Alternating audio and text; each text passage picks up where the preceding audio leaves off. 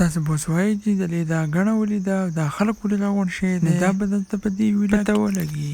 نن ښکلې د باران شپه وشوه او ډېر ښکلی موسم و. شریف الله خان وویل دواړه ځو مټې ته. زموږ د دواړو سکارو نو موږ روان شو د مټې په طرف باندې. باران شوی او ونې بوټي او روډ چې و هغه ډېر ښکلی ځلېده. نو شریف الله خان په لاره باندې ډېر ښایسته ښایسته شاټونه د دې روډ نه واخیسته. تاسو کمنټ وکړئ ستاسو د کلي د روډ نه غاړو ته داسې ونې بوټي شته او که نه. موږ ته کمنټ وکړئ موږ به پته. زموږ کلی او زموږ علاقه خو ډېره زیاته په دې لاره چې زموږ کله باران وشي نو بیا په هغه ورځ د دې لارې بل شانتې خوندي. په دې لاره چې بیا اسې هم رواني سړي له ډېر زیات خوند ورکوي. نو نن باران شوی و او موږ په دې لاره روان یو. مټې ته د تلو سره موږ د دې لارې نه ډېر خوندونه واخیسته. موږ چې کله بالیم ته ورسېدو نو بالیم چوک سیټ ته ورکټ شو او روان وو. په تلو سره موږ بالیم چوک ته ورسېدو. چې د بالیم چوک ته موږ کله ورسېدو نو رش وو. شریف الله ته ما وویل چې دا څه چل دی د څه د وجې دونه رش دی. شریف الله وویل چې مټې ته ورسېدو بیا به پته ولګي. د باران د لږې شېبې نه رڼۍ هم راوتې وه پکې. دونه زیاته نه وه خو بیا هم اوبه یې خړه وه. موږ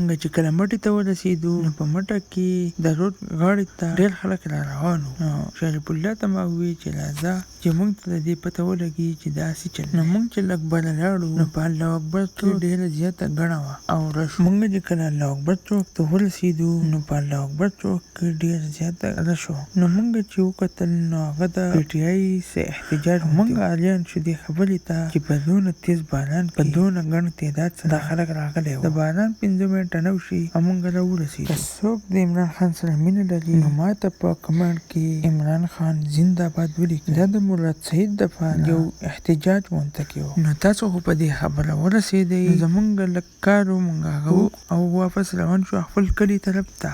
ډېر ښکلی موسم و او موږ روان وو د بالیم چوک ته. چې کله موږ ورسېدو نو د کبابو ډېر ښکلی بین را روان و. شریف الله خان وویل چې دا کباب به ورته وخورو بیا به کور طرف ته ځو. موسم ډېر زیات ښکلی و. چې کله موږ کباب وخوړه نو ډېر غټ سوری وکړو. د کبابو خوړو نه پس موږ روان شو خپل کلي طرف ته. دا ویلاګ ستاسو خوښ شوی وي دا ویډیو سره لایک کوئ او ریپوسټ کوئ او د ایکاونټ سره فالو کوئ. والسلام.